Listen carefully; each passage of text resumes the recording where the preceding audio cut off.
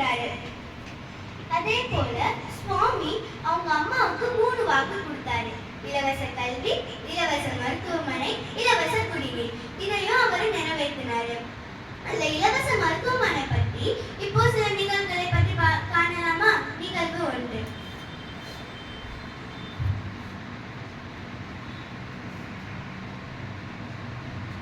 ஒரு தம்பதியினர் தமது சிறுவயது பெண்ணை புட்டபர்த்திக்கு கூட்டிக் கொண்டு வந்தனர். அவளுக்கு இதய கோளாறு இருந்தது.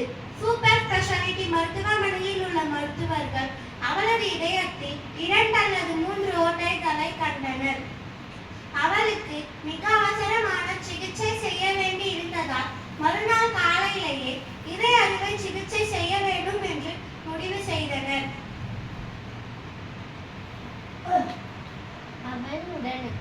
அவன் உடனுக்குடன் மருத்துவமனையில் சேர்க்கப்பட்டாள்.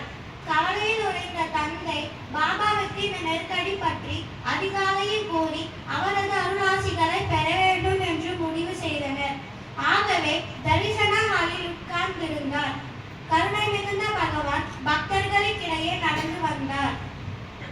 அன்று பிறந்த நாள் கொண்டாடும் பையன் ஒருவன் சாக்லேட்டை கொண்டு வந்து பாபாவிடம் கொடுத்தான். சுவாமியும் அதை ஏற்றுக்கொண்டு 3 கைப்பிடி சாக்லேட்டை எடுத்து விசிறி அறிந்தார்.